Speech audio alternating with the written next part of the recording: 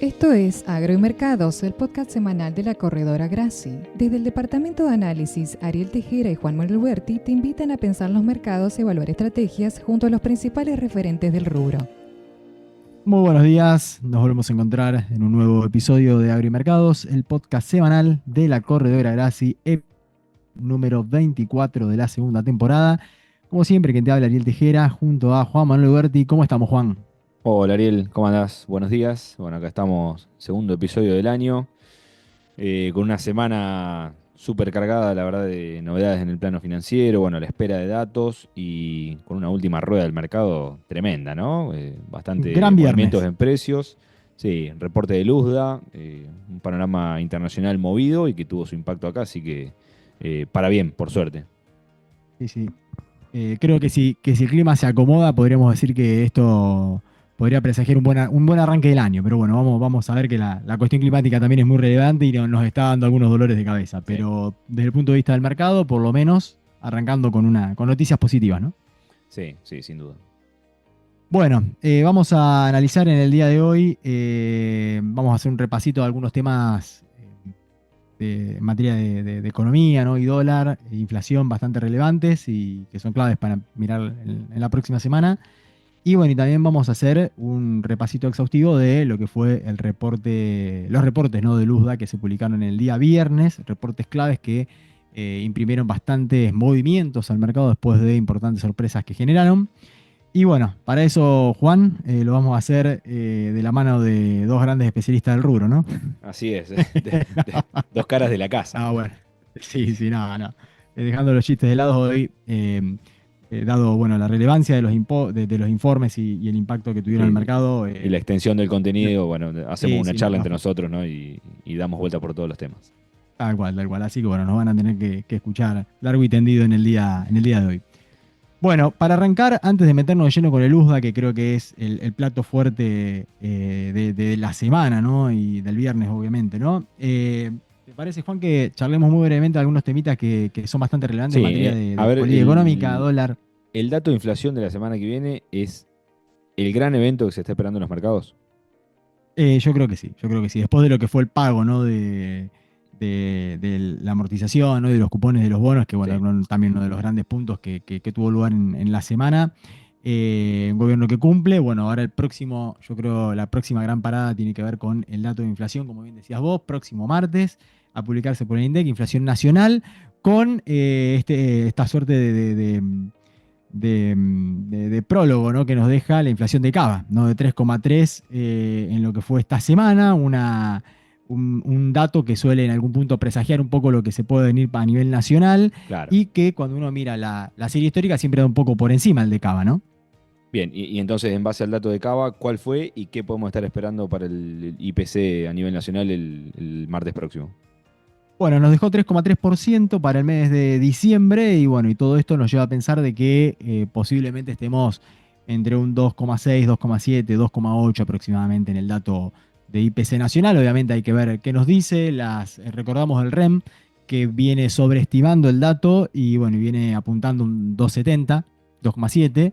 Así que posiblemente pensando, ¿no? Y combinando estos distintos elementos, podríamos estar pensando en que nos podemos ubicar entre un 2,6, un 2,7, 2,8 Bueno, aproximadamente. Hay que y ver, ¿no? esto, Ari, ¿por qué tan importante? A ver, dicho por el propio Bueno, presidente, un poco la dinámica inflacionaria está marcando un poco la suerte de el ritmo de depreciación del tipo de cambio oficial.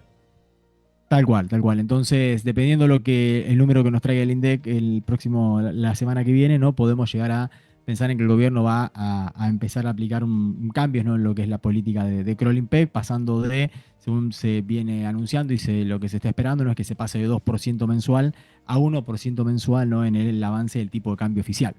Entonces, bueno, todo esto reconfigura hacia adelante, ¿no? Las perspectivas, las viene ya reconfigurando, lo hemos estado viendo cómo esto se fue metiendo también en lo que son las tasas implícitas de las posiciones de futuros, que si bien se encuentran un poco por encima, sobreestiman todavía un poco, pero bueno, vimos una compresión bastante importante en las tasas implícitas del ROFEX. Y bueno, ¿no? Como decías vos, dato clave para la próxima semana y que puede llegar a definir el futuro en el corto plazo, ¿no? De la política cambiaria nacional. Bueno, entonces atención que si uno mira los tipos de cambio futuro que exhiben las pantallas del ROFEX ahora, estamos hablando que de acá a mayo, digo por el tema de quien opta por realizar Sí, cobertura de tipo de cambio, coberturas en torno a 1100, 1120, y si eso, bueno, con el dato de inflación llega a cambiar, uno puede proyectar un tipo de cambio oficial de 1035 que tenemos ahora a 1080, 1090 ujú, hacia el mes de mayo, ¿no? Entonces, sí, atento que si esto se da, cambia un poco los incentivos o el timing para las coberturas, ¿no? sí, sí, efectivamente. Bien, bueno, dejando de lado estas cuestiones, ¿no? Bastante importantes, obviamente para el país y para nuestro rubro en particular. ¿Te parece, Juan, que pasemos de lleno a Luzda? Sí, me parece que fue el gran evento de la semana sobre la última rueda, la del viernes a las 14 horas. Estamos a la espera de un reporte que se da conjuntamente el mensual, ¿no? El WASD de enero, con lo que Ujú. es recuento de stock físicos en Estados Unidos al 1 de diciembre, y además el dato final ajustado de producción, ¿no? Para Estados Unidos de soja y maíz. Entonces un informe muy esperado que seguramente estaba un poco todo el mundo a la espera de estos datos para actualizar hojas de balance y que realmente vino con algunas sorpresas, ¿no? Entonces veníamos de algunos USDA con poco cambio o con poco impacto en precios. Bueno, este sí, ¿no?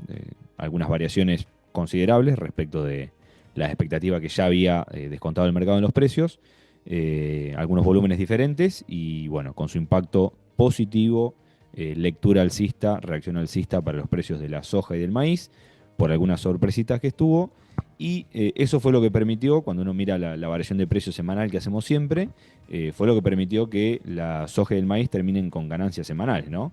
Terminó la soja Sí, $12 arriba respecto de lo que fue cierre del viernes anterior a este viernes, y el maíz casi $8. Y cuando uno mira la gráfica de los precios, en la semana es como que no pasó nada, oscilaciones muy poquitas, $1, dos hacia arriba, hacia abajo, y se dio todo en la última rueda con la irrupción del informe a las 2 de la tarde, ¿no? Y estos datos que dijimos que causaron alguna sorpresa y que ahora los comentamos, ¿sí?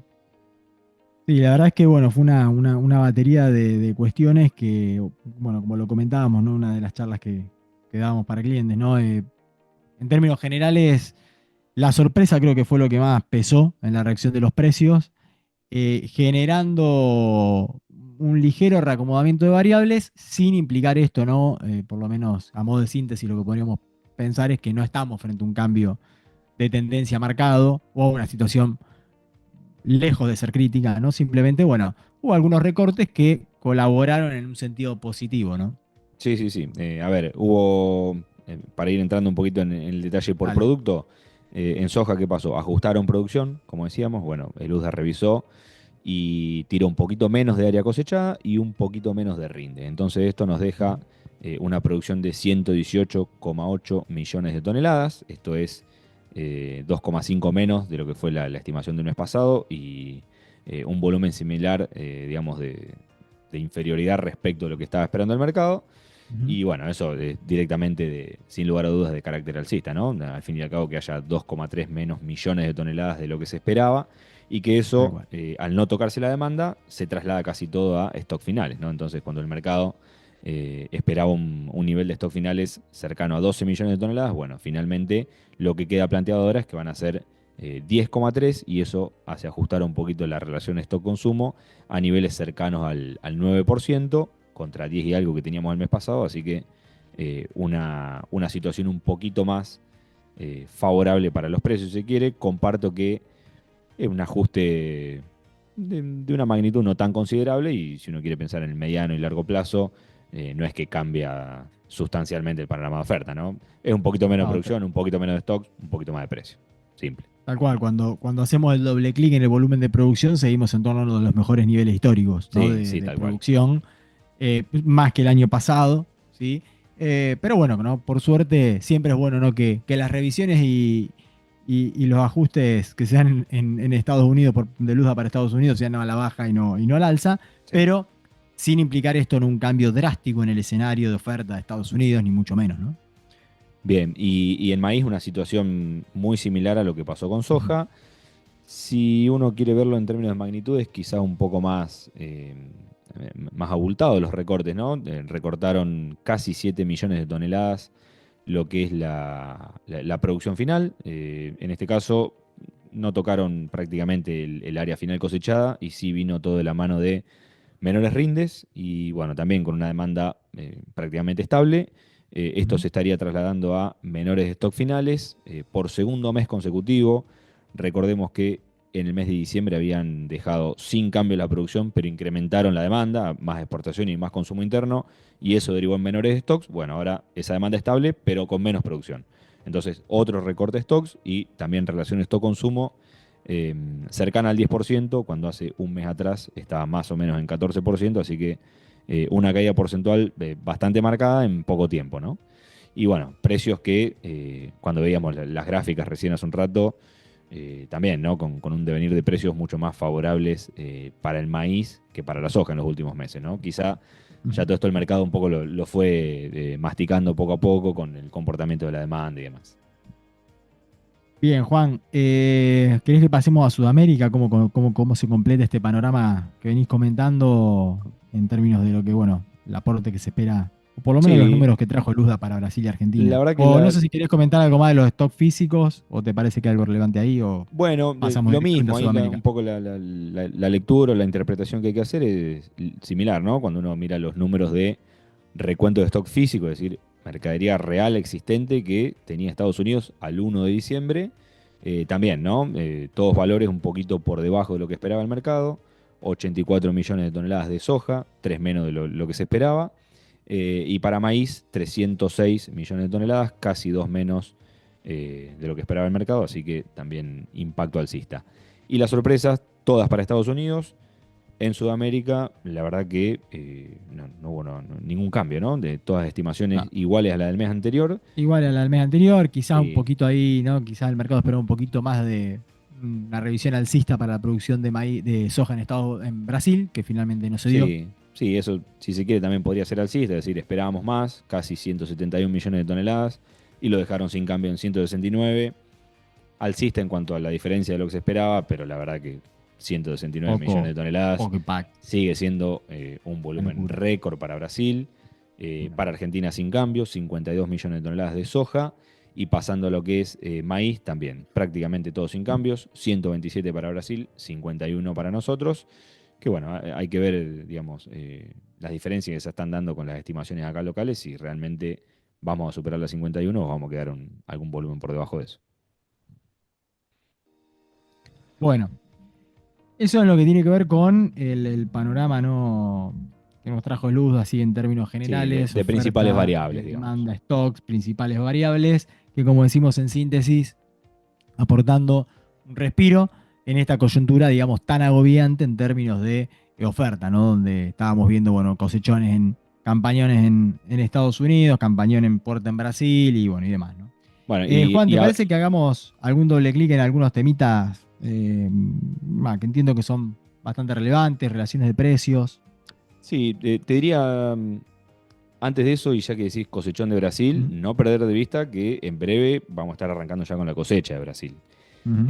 No tenemos datos oficiales todavía de un gran avance, creo que va 1%, recién muy incipiente, ¿no? El ingreso, pero normalmente cuando uno ve la dinámica de cosecha para Brasil, en las primeras 4 o 5 semanas del año, es decir, ponele mes de enero entero, se suele cosechar entre un 10 y un 15%. Entonces, ante tanto volumen que se podría venir, tengamos en cuenta que fin de enero y ya sí durante todo febrero va a estar ingresando de forma vehemente, ¿no? El ingreso de la Sí, mercadería de digamos, Brasil cuidado, al mercado cuidado que exportador y bueno, ojo que eso no se sienta de repente sobre los precios, ¿no? sí, tal cual. Cuidado que las oportunidades que aparezcan transitorias como esta de hoy o alguna otra cuestión podría verse opacada en el muy corto plazo, ¿no? Si vemos una fuerte presión con el ingreso de la mercadería de Brasil, ¿no? A los canales internacionales. Sí, sí, tal cual. Y después, bueno, en cuanto a lo que hablamos de los precios, veíamos en los últimos tiempos que soja y maíz, si bien el año pasado, 2024, habían caído bastante de nivel de precios, la soja en los últimos meses se mantuvo bastante estable, moviéndose en un rango bastante limitado de precios, y el maíz tuvo una suerte distinta en función de toda esta demanda bastante activa en Estados Unidos, que permitió, la verdad, una buena recuperación de precios, y esto fue alterando un poco los precios relativos, ¿no? de un producto sobre otro.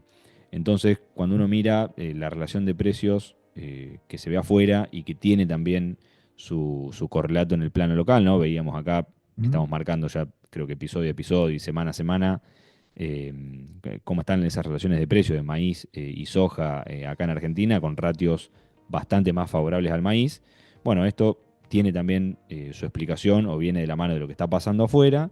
Y cuando uno mira la relación de precios a cosecha nueva en Estados Unidos, es decir, pensar en lo que es soja noviembre 2025 sobre maíz diciembre 2025, hoy en día ese ratio está en 2,3, 2,28, ponele, ¿no? Que si uno mira los históricos es un ratio bajo, ¿sí?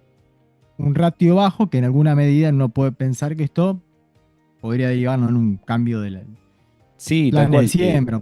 Ese ratio bajo, a ver, si uno lo piensa en términos de la división, quiere decir el soja dividido maíz, un maíz bastante caro, ¿no? O que se fortaleció más que la soja para que ese número llegue a ser bajo, cuando uno mira que el promedio es 2,4.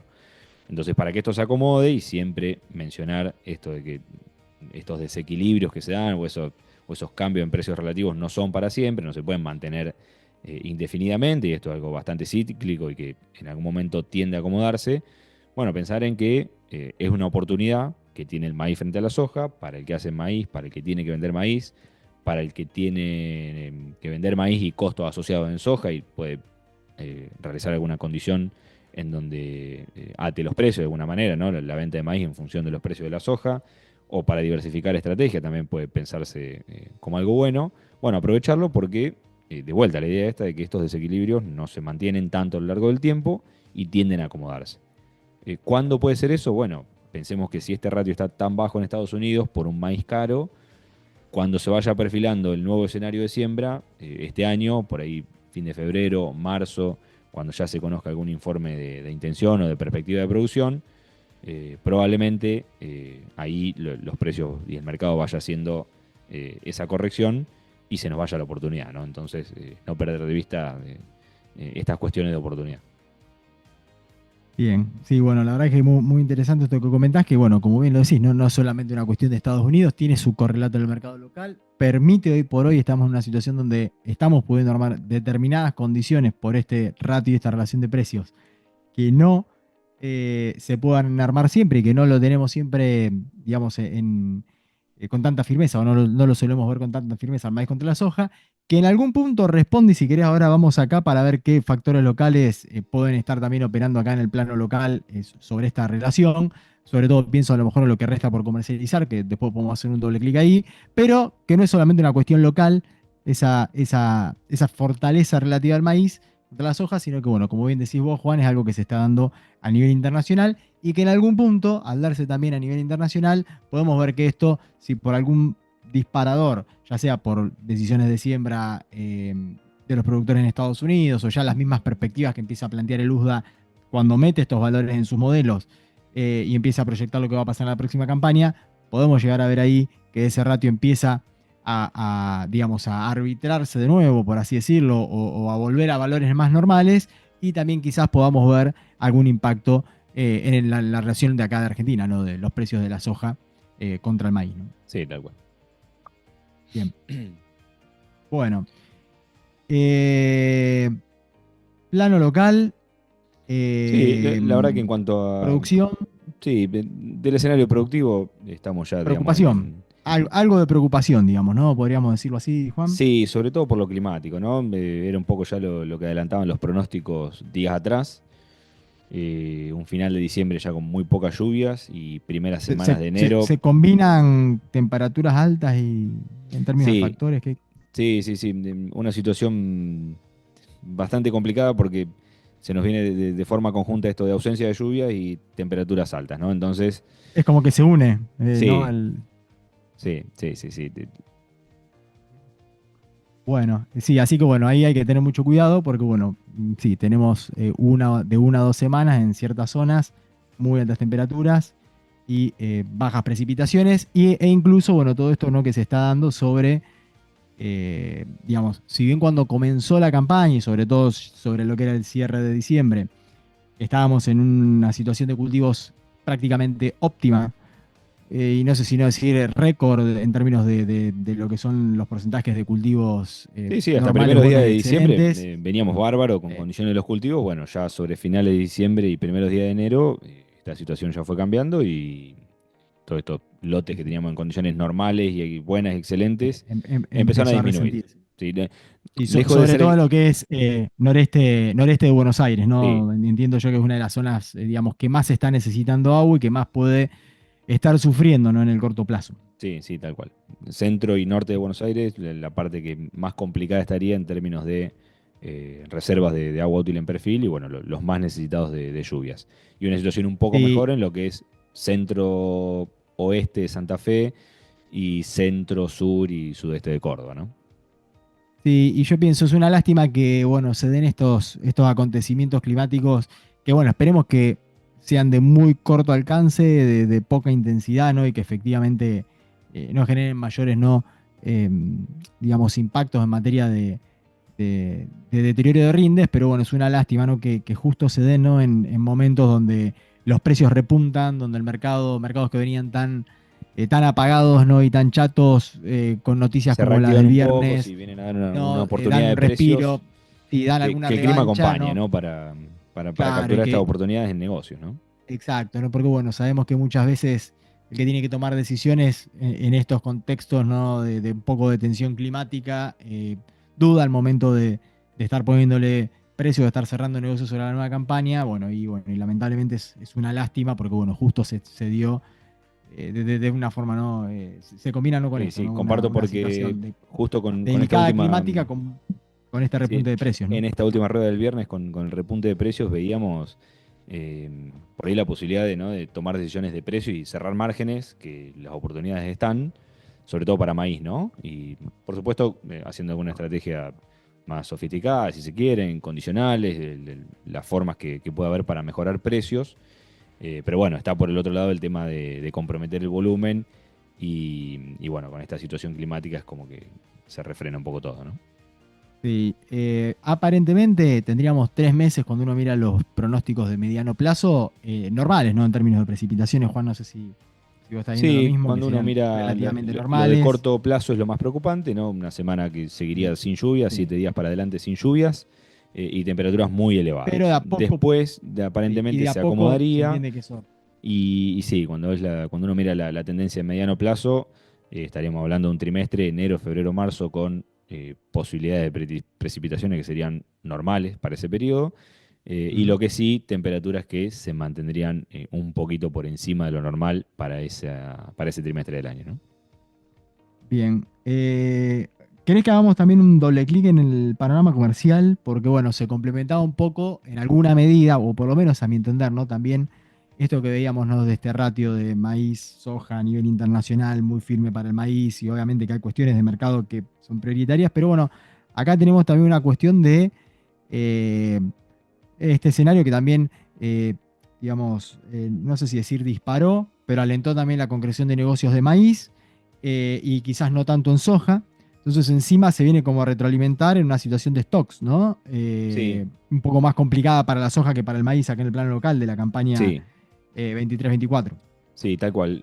Cuando uno mira los números, por lo menos oficiales, ¿no? De parte de Secretaría de Agricultura, nos encontramos con que en las últimas semanas, digamos, o mes de diciembre y estos días de enero, avanzó bastante lo que es negociación de maíz, casi 41 millones de toneladas ya negociadas de la campaña actual, 23-24, y estaríamos hablando de que queda un remanente de 5 o 6 millones de toneladas por negociar, que no es una situación crítica de escasez, pero bueno, tampoco es un volumen tan elevado, ¿no? Y después cuando uno mira lo que se negoció respecto de lo que suele negociarse porcentualmente de la cosecha, estamos en un 88%, 87%, que es más o menos lo normal para esta época del año. Cosa muy distinta que se ve en el caso de la soja, ¿no? Que en números estrictos tenemos 35 millones de toneladas negociadas, eso es un 70% de la cosecha actual, de la 23-24, y tendríamos que pensar que aún queda como saldo por negociarse, o sea, soja que no está comprometida comercialmente, por 15 millones de toneladas. Entonces, cuando uno hace ahí la comparación histórica, Muchísimo. es el número más alto, Ariel, desde que contamos con datos oficiales del 2005, ¿no? Y eso cuando uno lo plantea también como porcentaje de la cosecha, estamos hablando de que un 30% de la cosecha en volumen aún estaría pendiente de negociar. Y si además uno le agrega lo que le falta poner precio de lo que fue negociado a fijar, tendríamos unas, creo que 5 millones de toneladas más. Así que teniendo en cuenta que estamos en enero y que ya en marzo, mediados de marzo, fin de marzo, ya está ingresando la cosecha nueva, estamos hablando de que quedan 15 millones de toneladas para esperar el empalme de la nueva campaña. Algo más por mes se va a ir negociando, pero estaríamos en presencia de un año en donde sobra mucha mercadería actual que se va a juntar con el ingreso de la nueva cosecha y que va a ser parte de la oferta en el ciclo que viene, ¿no? Y con la 169 de Brasil. Sí, sí, claro, que van a estar ingresando ahora fin de enero y fuertemente a partir de febrero. Entonces, un panorama de oferta súper tranquilizador para Sudamérica. Y te agrego Y más dato, porque lo de Paraguay, eh, porque Paraguay va a tener una buena más cosecha, entre 10 y 11 millones de toneladas, y cuando es así, siempre unas 4 o 5 manda para acá. Así que, por lo menos y el para reporte las industrias locales y el mercado local, de muy no pasar abastecido. nada muy exagerado y grave con el clima, vamos a hacer un año con mucha oferta de soja dando vuelta. Y justamente ahí yo creo que también viene a complementar un poco todo esto el recuento de stock trimestral en Estados Unidos para diciembre, ¿no? El dato ese de stock físicos, que también nos está diciendo, ¿no? Cuidado, que Estados Unidos llegaba a diciembre con un nivel bastante significativo de soja, existencia física adentro del país, ¿sí? O sea, un poco más incluso, no tanto como lo que se creía que tenía, pero un poco más de lo que estaba, de lo que de lo que se vio el año pasado para la misma época del año, ¿no? Entonces, creo que también otro dato jugoso del reporte, que más allá de que en la rueda fue alcista, nos está dando idea, ¿no? De ese panorama donde en Estados Unidos todavía quedó muchísima mercadería por comercializar o por usar, por lo menos, independientemente de quién la tenga en su poder. Esta mega cosecha de Brasil que está en marcha y es sumamente incipiente, pero está en marcha. Los stocks de Argentina y la próxima y la proximidad, ¿no? de la cosecha. Que Dios quiera, ¿no? Que el clima acompañe y tengamos un muy buen volumen también de soja por delante acá en el país. Sí. Bueno, no sé si hay mucho más para comentar, creo que lo estuvimos charlando todo, vinculado a esta cuestión que decíamos antes de estrategias comerciales, no recuerdo si lo dijimos o no, pero la posibilidad de mejorar precios, utilizar calls o ir viendo qué hacemos con la nueva campaña, más allá de que el clima nos preocupa todavía un poco, digamos, son momentos donde el mercado ofrece una revancha. Hoy por hoy estamos en la posición de abril de maíz, se estuvo acercando a los máximos históricos en la que operó el abril 25. Con alguna estrategia combinada incluso podíamos superar ese máximo. Entonces, bueno, creo que las revanchas del mercado desaparecen. Y bueno, y justo este reporte de Luzda creo que fue una de esas revanchas. Y que como decimos, estamos en un escenario complejo, con mucha oferta en el mundo. Así que bueno, a tener cuidado de tomarse demasiado tiempo para estar tomando decisiones de cara a la nueva campaña o también no de lo que es la mercadería disponible, ¿no? Sí, sí, refuerzo la idea esta de que estamos en un escenario complejo de oferta a nivel mundial y acá un mercado mucho más tranquilo en términos de spread, de diferenciales de precios, de oportunidades financieras, entonces obliga a ser un poco más eficiente, prolijo y seguir de cerca el mercado, los números, las oportunidades y tomar decisiones, ¿no? De cuando se alcanzan precios objetivos, de cobertura o para cerrar márgenes positivos, armar condiciones un poco más repensadas, ¿no? De diversificar, estrategias a fijar por otro producto, condicionales, y bueno, utilizar siempre todas las herramientas y los instrumentos que hay disponibles para cerrar negocios, ¿no? Así es. Bueno, Juan, no sé si tenemos algo más para comentar. Creo No, que no, hemos hecho yo un creo que análisis bastante sí, exhaustivo, ¿no? sí, De lo que fue lo el más reporte, importante lo que nos dejó. para el mercado mundial y, bueno, un poco la coyuntura actual de nuestro país. Bueno, creo, en lo personal, bueno, contento de que este segundo episodio, ¿no?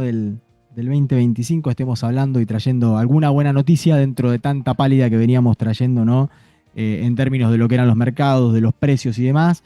Así que bueno, ¿no? Contento de arrancar el año con este tipo de noticias, ¿no? Así que, bueno, Juan, veremos cómo sigue todo. Los mercados son dinámicos. Veremos qué nos trae la próxima semana, qué nos trae el dato de inflación acá a nivel local. Y bueno, y Así a es, nivel y internacional. todo puede cómo sigue. pasar, así que bueno, acá estamos como para traerles el resumen semanal de todas las variables, todo lo que estamos viendo. Y bueno, nos volvemos a encontrar el próximo sábado, ¿no? Saludos a todos. Adiós, chau, chau. Gracias por escucharnos. Chau, chau. Esto fue Agro y Mercados, el podcast semanal de la corredora Graci con Ariel Tejera y Juan Manuel Huberti.